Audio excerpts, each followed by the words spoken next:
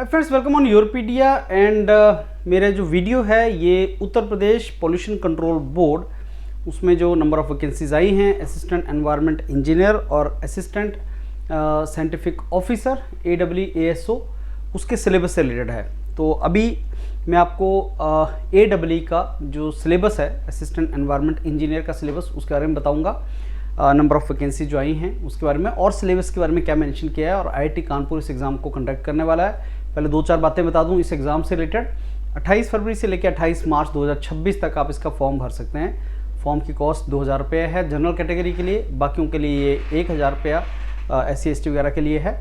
और ये जो सिलेबस है exam CBT IIT Kanpur conduct करेगा और मेरे को लगता है 45 दिन का टाइम आपको मिलेगा जब से नोटिफिकेशन आया है, क्योंकि अर्जेंट ये जो है रिक्रूटमेंट है। और सिलेबस के नाम पे बस अगर मैं असिस्टेंट एनवायरनमेंट इंजीनियर की बात करूं तो सिलेबस के नाम पे बस ये लिखा है कि एनवायरमेंटल इंजीनियरिंग का जो सिलेबस अंडर ग्रेड का है BTech BE का, वही इसका सिलेबस होगा। अब बहुत सी यूनिवर्सिटीज़ हैं, आप जानते हैं APJ अब्दुल कलाम यूनिवर्सिटी है लखनऊ में, आप जानते हैं IIT कानपुर है, NIT इलाहाबाद है, बहुत सी यूनिवर्सिटीज़ हैं जिनका सिलेबस है। तो हमारे लिए रेफरेंस जो बनेगा सिलेबस का वो बनेगा जो स्टेट पोल्यूशन कंट्रोल बोर्ड ने असिस्टेंट एनवायरनमेंट इंजीनियर का एग्जाम कंडक्ट करवाया है रिसेंटली, वो एक रेफरेंस बनेगा। जैसे हरियाणा में हुआ, राजस्थान में हुआ, आपका अभी उड़ीसा में चल रहा है, जम्मू एंड कश्मीर में चल रहा है, आंध्र प्रदेश में आया है। तो अलग अलग स्टेट पोल्यूशन कंट्रोल बोर्ड का जो सिलेबस है वो एक रेफरेंस है। योरपीडिया इसका एक डेडिकेटेड प्लेटफॉर्म है जो किसी भी तरह का state pollution control board, central pollution control board या अदरवाइज एग्जाम एनवायरनमेंट के होते हैं तो योरपीडिया उसको कंडक्ट करवाता है और आपको बुक्स भी देता है, कंटेंट भी देता है। तो मेंटर्स ने इसका एक सिलेबस बनाया, क्योंकि सिलेबस डिटेल में मेंशन नहीं है तो 100% श्योरिटी से बताया नहीं जा सकता कि ये टॉपिक डाला है नहीं डाला है। लेकिन इसको सोल्यूशन करने के लिए सारे सिलेबस को मेंटर्स ने 3 पार्ट में बांटा। एक जो 100% श्योर है कि वो तो आएगा ही आएगा, उसके बिना तो बन ही नहीं था सिलेबस। जैसे पॉल्यूशन तो आएगा, ऑब्वियसली पॉल्यूशन वाला पार्ट उसमें रहेगा, या एनवायरनमेंट इम्पैक्ट असेसमेंट जो चीज़ होती है वो डालते हैं। तो ये पार्ट A में डाल दिया गया। पार्ट B में वो टॉपिक डाल दिए गए जो पता नहीं है कि आएगा नहीं आएगा, लेकिन आ भी सकता नहीं भी आ सकता। कुछ स्टेट पोल्यूशन कंट्रोल बोर्ड के सिलेबस में वो है, कुछ में नहीं है। जैसे एनवायरमेंटल GK हो गया, करंट अफेयर एनवायरमेंट से रिलेटेड हो गया, ऐसी कुछ चीज़ें, एनवायरमेंटल लॉज हो गए कुछ ऐसी, इकोलॉजी वगैरह। और तीसरा में वो आ गया जो चांस कम है, लेकिन कुछ स्टेट पोल्यूशन कंट्रोल बोर्ड ने वो भी सिलेबस में डाला था। जैसे क्योंकि केमिकल इंजीनियर, सिविल इंजीनियर और एनवायरमेंटल इंजीनियर इस AEE पोस्ट के लिए एलिजिबल हैं, तो इसमें हमने फ्लूइड मैकेनिक्स और हीट ट्रांसफर क्यों सिलेबस का पार्ट होता है कई जगह, तो ये भी डाल दिया। वैसे नॉन टेक में जनरल एप्टीट्यूड में इंग्लिश वर्बल जो है वो प्रोबेबिलिटी हो भी सकती है, नहीं भी हो सकती, लेकिन रीजनिंग एप्टीट्यूड आता है। तो ऐसे सिलेबस को बांटा गया है। और एक डेडिकेटेड यूट्यूब जो डेडिकेटेड हमारा व्हाट्सएप ग्रुप है, जहाँ पे जो Uttar Pradesh public service commission, ये पोल्यूशन कंट्रोल बोर्ड का जो एग्ज़ाम है इसको अगर आप लिखना चाहते हैं तो वो एक व्हाट्सएप ग्रुप बना हुआ है डेडिकेटेड, उसमें मेंटर ये सारी की सारी information day to day basis पे डाल रहे हैं, तो आपको इन्फॉर्मेशन उसमें मिलेगा।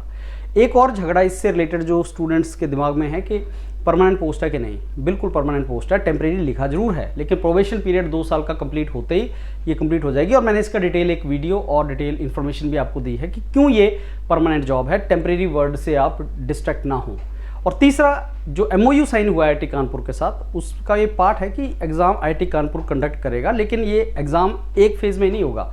इसमें जो वैकेंसीज़ हैं उत्तर प्रदेश में, वैकेंसी 700 कुछ प्लस तो अभी ऑलरेडी एग्जिस्टिंग इसका कैडर स्ट्रेंथ है और बढ़ जाएगा 965 हो जाएगा 965, जबकि 50% खाली पड़ी हुई हैं। तो आप समझो कि 40 की पोस्ट भरने से काम नहीं चलेगा, इसकी रेगुलर रिक्रूटमेंट होगी। और उत्तर प्रदेश में ये पिछले 16 साल से कोई रिक्रूटमेंट नहीं हुआ है इस कैडर में।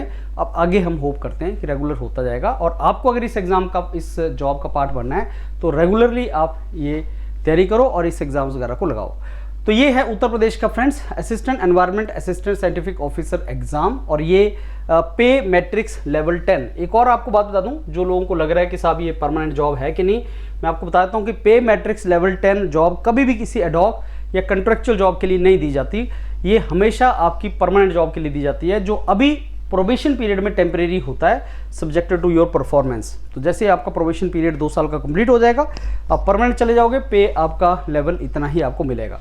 सो assistant environment engineer, assistant scientific officer की जो पोस्ट निकली हैं अभी 26 और 14 हैं, लेकिन बढ़ने के चांस हैं इसके। और लास्ट डेट आपका 28 मार्च है, मिस मत करना। लेकिन ये फॉर्म की लास्ट डेट है और तैयारी की तो आपकी इमीडिएटली आपको स्टार्ट कर देना चाहिए। ये आपका एजुकेशनल एक्सपीरियंस, इसमें असिस्टेंट साइंटिफिक ऑफिसर का डिटेल कितना जॉब एक्सपीरियंस है वो सारा मैं बाद में बताऊंगा भी आपको, इसको हम डिस्कस करेंगे।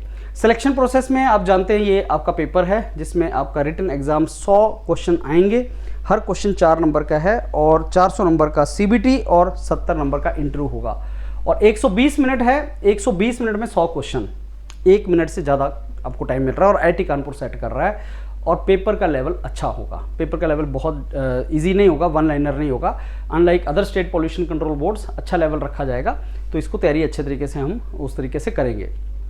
वैसे यूरोपीडिया के मेंटर आपको सारे का सारा देंगे। अब मैं आपको इसका जो डिटेल सिलेबस है, तो डिटेल सिलेबस मेंशन तो नहीं किया है Uttar Pradesh pollution control board ने, लेकिन मैंने आपको बताया कि यूरोपीडिया के मेंटर्स ने क्या किया है कि सिलेबस देखा है सारे स्टेट पॉल्यूशन कंट्रोल बोर्ड का जिनका एग्जाम चल रहा है। Environmental engineering BTech BE standard, बस इतना मेंशन है। आपका जो सिलेबस दिया है उसमें बस यही चीज़ मेंशन है।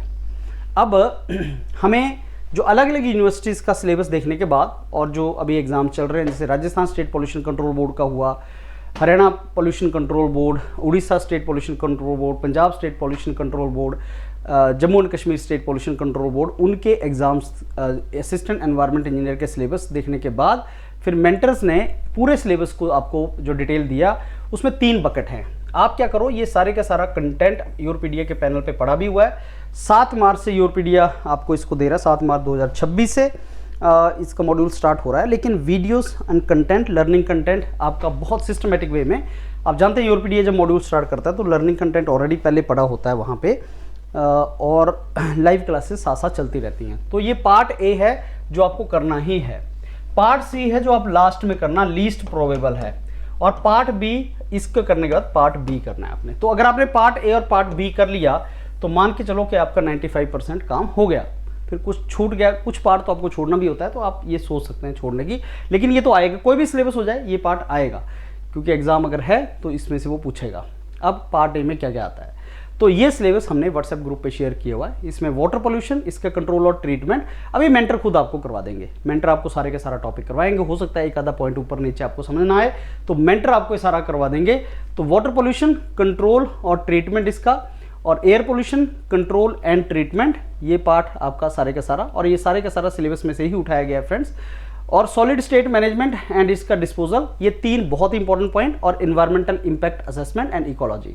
तो मान के चलो जब आपने 4-5 टॉपिक कर लिए, पॉल्यूशन वाला कर लिया, इन्वायरमेंट इंपैक्ट असेसमेंट कर लिया, इकोलॉजी वगैरह आपने कर लिया, तो इसका मतलब आपका ए ग्रुप वाला पार्ट लार्जली हो गया। अब बी ग्रुप में लॉज आ गए, एनवायरमेंटल जीके आ गया, करंट इंटरनेशनल एफर्ट्स क्या क्या है वो आ गए, और सी पार्ट में आपके आ गया फ्लूइड मैकेनिक्स हीट ट्रांसफर। आप पूछ भी सकते हैं कि सर सिविल इंजीनियर को हीट ट्रांसफर क्यों, क्योंकि केमिकल इंजीनियर भी बैठा हुआ है। जैसे केमिकल इंजीनियर को सिविल इंजीनियरिंग के टॉपिक्स होते हैं, वैसे ही सिविल इंजीनियर को केमिकल इंजीनियरिंग में जो आप पढ़ते हो, हीट एंड मास ट्रांसफर वगैरह पढ़ते हो, वो भी एक रेलिवेंट टॉपिक उनके लिए बन जाते हैं।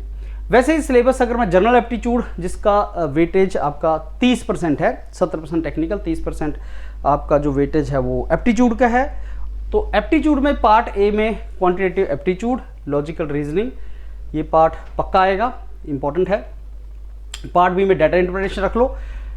पार्ट सी में वर्बल और इंग्लिश, क्योंकि कई पॉल्यूशन कंट्रोल बोर्ड का सिलेबस था, कईयों का नहीं है, तो पार्ट सी में आपका ये आ जाएगा। तो ऐसे हमने 3 पार्ट में इसको बांटा है, और पैनल के ऊपर भी आपको सिलेबस जो मिलेगा, पार्ट ए इमीडिएटली आपको मिलेगा, पार्ट बी भी उसमें साथ में ऐड होगा, पार्ट सी भी इसमें ऐड होगा। तो इमीडिएटली आप पार्ट ए से स्टार्ट करना होगा सारा वहाँ पे, लेकिन आपने जो स्टार्ट करना है वो पार्ट ए से स्टार्ट करना है, और मेंटर भी आपको पार्ट ए से ही स्टार्ट करवाएंगे, सो दैट आप इसको तैयार कर सकें। व्हाट्सएप ग्रुप आप ज्वाइन कर लें, और अगर यूरोपीडिया का मॉड्यूल जो 7 मार्च को लॉन्च होगा, अगर आप उसको ज्वाइन करना चाहते हैं तो गूगल शीट मेरे इस वीडियो के साथ लगी है, उसको भर दें, और ये डॉक्यूमेंट आपको व्हाट्सएप ग्रुप में मिल जाएगा। Thank you.